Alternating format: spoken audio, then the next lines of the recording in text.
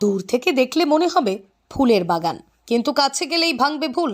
বেগুনি, হলুদ, সবুজ রঙের ফুল নয়, মাঠ ভর্তি নানান রঙের ফুলকপি। বেগুনি, হলুদ কিংবা বিভিন্ন ধরনের ফুলকপি চাষ করেছেন, তাক লাগিয়েছেন এক চাষি। বিভিন্ন রঙের ফুলকপি চাষ করে এমন তাক লাগানো চাষি হলেন পূর্ব মেদিনীপুরের কোলাঘাট ব্লকের বৃন্দাবন চক গ্রামের প্রমথনাথ মাঝি। দীর্ঘদিন ধরেই তার অভিনব চাষের প্রতি আকর্ষণ রয়েছে। সেই আকর্ষণ থেকেই তিনি কখনো ব্রোকলি, কখনো চায়না টমেটো, কখনো আবার ক্যাপসিকাম চাষ করে থাকেন। তিনি পরপর 2 বছর এই রং বেরঙের রঙিন ফুলকপি চাষ করে সফল। কেন পাইলেন?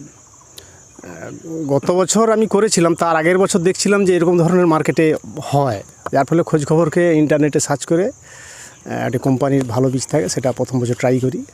প্রথম বছর 500-700 মতো করছিলাম, তো তাতে দেখলাম ফুলের সাইজও খুব ভালো এবং কালারও খুব সুন্দর, আর গত বছর চাহিদাও ভালো ছিল যেহেতু নতুন। এই বছর সেই জায়গায় আমি প্রায় 1000-2000 মতো চারা এবছর লাগিয়েছি আর কি, পরপর আর কি, একসঙ্গে নয়, পরপর আর কি। শীতের সময় বাংলার হেসেল কমন একটি সবজি ফুলকপি। ফুলকপি শুধু শীতকালে নয়, সারা বছরই পাওয়া যায় বাজারে। তবে শীতের সময় ফুলকপির যোগান সব থেকে বেশি হয় বাজারে।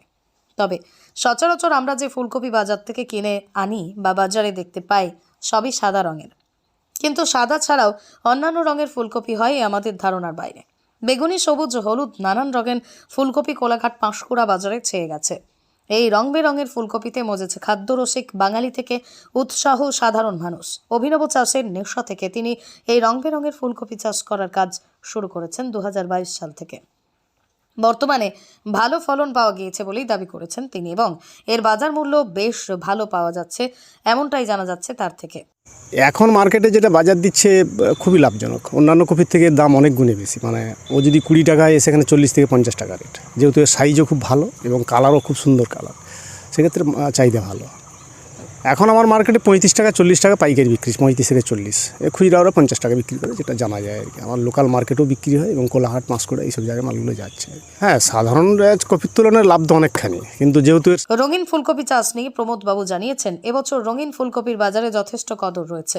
বাজারে গড়ে 40 টাকা করে বিক্রি হচ্ছে এই রঙিন ফুলকপি। স্থানীয় দেউলিয়া, কোলাঘাট এবং খুকুরদহ সবজি বাজারে এই রঙিন ফুলকপি বিক্রি করেছেন।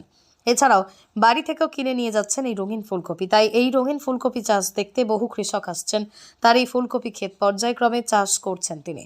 ফলে দীর্ঘদিন ধরেই বাজারজাতে রঙিন ফুলকপির বাজারজাত করতে পারেন। সাধারণ ফুলকপি থেকে রঙিন ফুলকপির যথেষ্টই বাজার দর রয়েছে। আগামী বাজার আরও বৃহৎ আকারে এই রঙিন ফুলকপি চাষ করতে ইচ্ছুক প্রমথনাথ মাঝি। প্রতি ডেসিমেলে 150টির মতো চারা গাছ লাগানো এবং লাগানো 70 থেকে 75 দিনের মাথায় ফলন পেতে শুরু করেন কৃষক।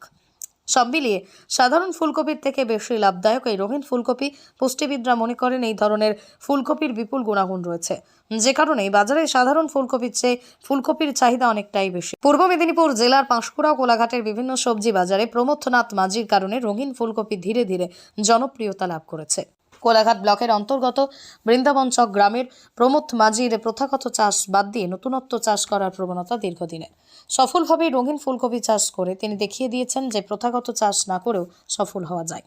পূর্ব মেদিনীপুর জেলার কোলাঘাট থেকে সৈকত তৌসির রিপোর্ট, লোকাল 18 বাংলা।